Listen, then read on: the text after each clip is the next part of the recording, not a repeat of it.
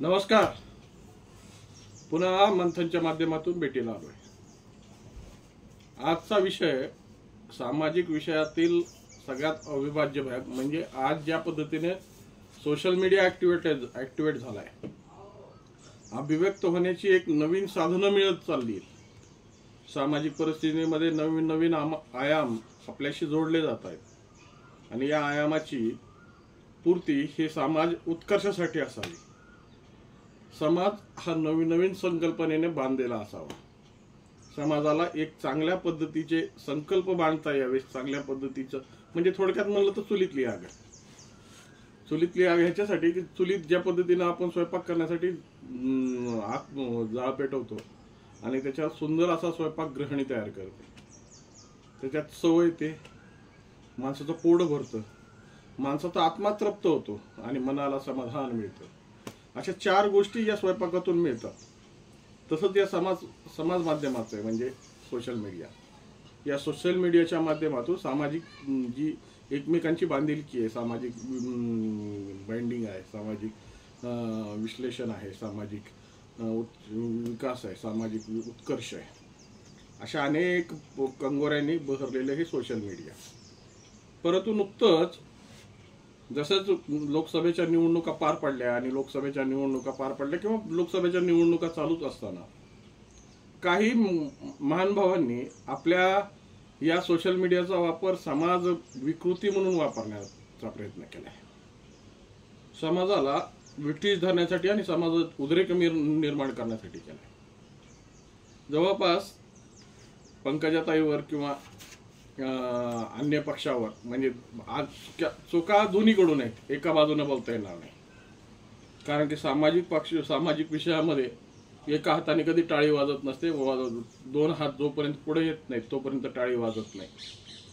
पण दोन्ही हाताच्या या टाळीमुळं ज्या निरपराध लोकांच्यावर आज जे संकट येऊन कोसळलं आहे ना, ते खूप दयनीय आहे. ज्या पद्धतीनं आज सामाजिक परिस्थितीमध्ये एक द्वंद्व निर्माण झालाय, या सामाजिक परिस्थितीमध्ये जी एक काहूर निर्माण झालाय. परवा दिवशी शिरूर बंद होतं, काल शिरूर बंद होतं, परळी बंद होतं, पाथर्डी बंद होतं. या बंदांचे हाक आता सुरू झालेली आहे आणि नांदूर घाटमध्ये तर अक्षरशः गाव पूर्णपणे पेटलं होतं. एक छोट्याशा समाज माध्यमाच्या या पोस्टमुळे. मग या पोस्टचा वापर चांगल्या पद्धतीने करायचा आहे का कशा, अशा विस्तृष्ट लोकांना की ज्या लोकांची या समाज व्यवस्थेमध्ये कसलीच गरज नाहीये, मी तर म्हणतो कसलीच गरज नाही, की ज्या लोकांना समाज आणि सामाजिक मूल्यच कळत नाहीत, सामाजिक बांधिलकीच कळत नाही, त्या लोकांना समाजामध्ये राहण्याचा तरी अर्थ आहे का? कारण की हे उपद्व्यापी लोक नेहमी काही ना काहीतरी उपद्व्याप करणार, सामाजिक वितुष्ट निर्माण करणार, परंतु करणारा हा माणूस कधीच सरळ मार्गे करत नाही. माझ्या म्हणण्याचा अर्थ आलाय का तुमच्या लक्षात? हा नेहमी दुसऱ्याच्या खांद्यावर बंदुका ठेवून गोळ्या घालतो. अशाच पद्धतीच्या गोळ्या घालण्याची पद्धत आपल्या या बीड जिल्ह्यात किंवा या महाराष्ट्रात खूप जणांना आहे. हे लोक आपल्याला तर स्वतःला सेफ ठेवतात, आपल्याला तर सुरक्षित ठेवतात, परंतु मारला जातो कोण? तो कार्यकर्ता जो भावनिक आहे. ज्या भावनिक लोकांनी या संदर्भातून आपली भूमिका ऐरणीवर ठेवलेली आहे. नेहमी धगधगता तो निखारा असतो आणि अशा निखाऱ्यांना हेरायचं, त्यांच्या माध्यमातून ह्या पोस्ट व्हायरल करायच्या आणि समाजामध्ये तेढ निर्माण करायची. हा सर्रास चालू असलेला धंदा आहे. प्रशासनाला माझे हात जोडून विनंती आहे की करता बघू नका, करविता बघा.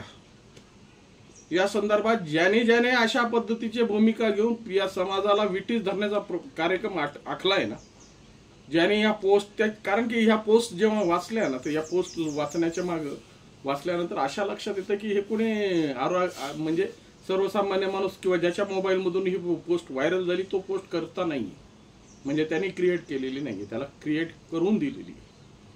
आणि ही पोस्ट क्रिएट करून देऊन त्याची सामाजिक परिस्थिती कशा पद्धतीने हाताळता येईल, म्हणजे तुम्हाला सांगतो की प्रत्येक गोष्टीमध्ये अशाच प्रकारच्या या वितुष्टांमुळे भारताची जी प्रगती थांबली आहे ना, महाराष्ट्राची प्रगती थांबली, बीड जिल्ह्याची प्रगती थांबली. कारण की आपल्याकडं असे विघ्न संतोषी लोक की ज्यांना या गोष्टीशी काही घेणं देणं नाहीये. करणारे हे उपद्व्यापी नाहीयेत, ते उपद्व्यापी नाहीयेत, ते ऍक्टिव्ह आहेत. पण या ऍक्टिव्ह लोकांना भरडून यांना कशा पद्धतीनं मार्ग भटकायला लावणं, त्यांना आपल्या पद्धतीनं ब्रेन वॉश करणं आणि हे ब्रेन वॉश करून आपल्या पद्धतीने या पोस्ट करून घेणं, हे आजच्या लोकांचा, खूप लोकांचा धंदा झाला आहे. की याच्यात म्हणतात ना, साप बी मर्यावर लाठी बी न तुटे. म्हणजे साप तर मारायचा आहे आपल्याला, पण लाकडाचा आवाज झाला नाही पाहिजे किंवा मारलेलं शस्त्र हे तुटलं नाही पाहिजे. मग काय, असे अनेक साधनं गाठून हे लोक आपली मतलबाची पोळी भाजून घेत आहेत. आणि अशा पद्धतीचा जर समाज वितुष्ट त्या लोकांनाही सांगतोय की ज्या लोकांनी अशा पद्धतीच्या कारवाया करून सर्वसामान्य माणसाला विटीस धरलंय ना, आणि येणाऱ्या भारताचं भवितव्य किंवा महाराष्ट्राचं भवितव्य किंवा बीड जिल्ह्याचं भवितव्य तुम्ही अंधारात घालतायत ना, की अंधारात घालण्याचा प्रयत्न बंद करा. कारण की स्वतःला प्रतिष्ठित म्हणायचं, स्वतःला हे स्वतःचा गवगावा करायचा, आणि सामाजिक परिस्थितीमध्ये तुम्ही ज्या पद्धतीच्या स्वतःच्या स्वार्थासाठी, स्वतःच्या मतलबासाठी, स्वतःच्या हितासाठी ज्या गोष्टी करतायत ना, त्या गोष्टी तुम्हाला आज नाही, कारण की लपणारा एक ना एक दिवस समोर येत असतो. पण ते पोलीस प्रशासनाच्या हातात आहे. पोलीस प्रशासनाने खराच छडा लावायचा प्रयत्न केला ना, तर हे सगळे पडद्यामागचे जे कलाकार आहेत, पडद्यामागचे जे असे अधोरेखित जे तयार झालेले कारखाने आहेत ना, ते पूर्णपणे बंद होतील. कारण मला समाज बिघडवायचा नाही. कारण की तुम्हाला जर चांगलं करता येत असेल तर समाजासाठी करा, निश्चित करा. त्यामध्ये समाजाचं हित आहे, तुमचं हित आहे, आणि तुमच्या ज्यांच्या माध्यमातून तुम्ही करून घेता ना त्यांचंही हित. कारण कसं आहे माहिती आहे का, दुसऱ्याला खड्ड्यात घालून दुसऱ्याच्या मड्यावर पाय देऊन स्वतःची राजकीय पोळी किंवा स्वतःची स्वार्थाची पोळी कधीच भासता येत नसते. आज मी या सगळ्या गोष्टीतून मला थोडीशी खिन्नता वाटली की टार्गेट कोण केला जातोय. टार्गेट ही पंकजाताई केली जाते. तर पंकजाताईचं असं कोणतं नैतिक अधिपतन झालेलं आहे की अशा पद्धतीनं कोणत्या त्यांनी कोणाचं घोडं मारलंय. पंकजाताई एक पक्षाची कार्यकर्ती आहे. कार्य करत असताना ती भाजपाची राष्ट्रीय सरचिटणीस आहे. पक्षाचा राग जर कार्यकर्त्यावर काढायचा असेल ना, त्याच्यासारखी नालायक भूमिका कोणतीच नाही. व्यक्तीमध्ये दोष आहेत. कोणत्या व्यक्तीचं तुम्ही बोलताय. प्रत्येक गोष्ट ही कुणीच परिपूर्ण नसतं. आणि जेव्हा त्या पंकजाताई जेव्हा पूर्णपणे आपल्या कृतीला लावून सामाजिक परिस्थितीमध्ये लढल्या, या संदर्भातून काही त्यांच्या तोंडातून विधानं आलीत का? सामाजिक परिस्थितीमध्ये कसल्याही पद्धतीचं तेढ येण्यासारखे वाक्यप्रचार त्यांनी केलेत का?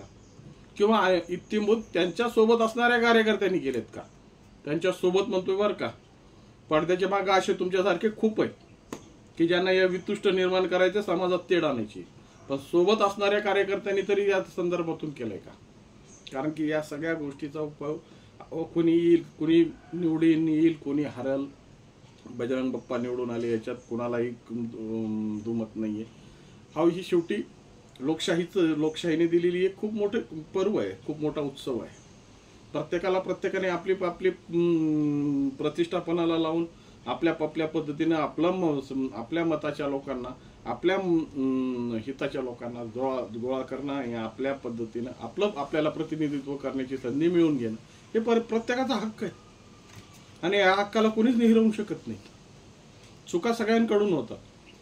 आणि कदाचित कसं असतं की राजयोग असतो. राजयोग कोणाच्या नशिबी कसा येईल सांगता येत नाही. जसं वायकरांचं झालं. शेवटच्या टप्प्यात काही मतानं का होत नाही ते निवडून आले. किंवा पंकजाताईचं झालं की शेवटच्या टप्प्यात आतापर्यंत त्यांना शेवटच्या घटकापर्यंत सगळ्याला वाटत होतं की पंकजाताई निवडून येते.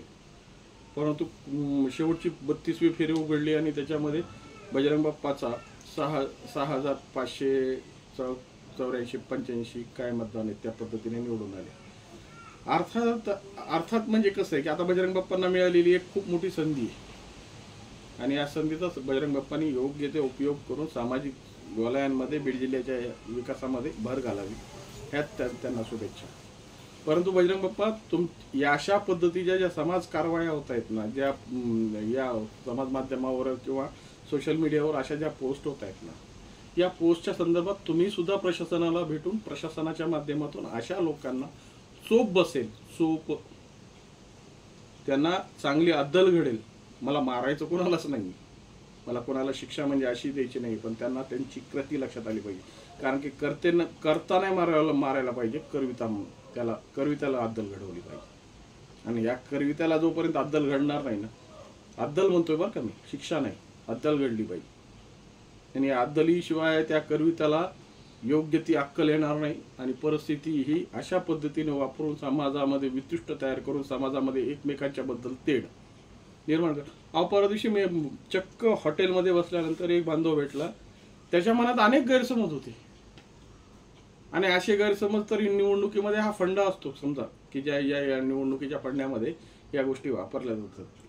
विरोधकांचं काम असतं आपल्या पद्धतीने आपला नेरेटिव्ह सेट करणं, आणि प्रतिपक्ष या दोघांनी एकमेकाच्या पद्धतीनं पाठवलेले मुद्दे किंवा पाठवलेला विचार कशा पद्धतीने सकारात्मक आहे किंवा नकारात्मक आहे याची समीक्षा दोघांनी करावी आणि त्याची प्रसार योग्य पद्धतीने जनतेपर्यंत जावा याची काळजी घेणं उमेदवाराचं कर्तव्य असतं.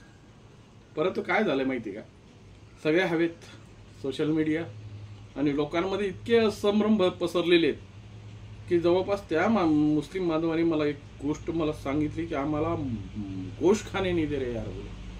हा गोश आणि या निवडणुकीचा काय संबंध?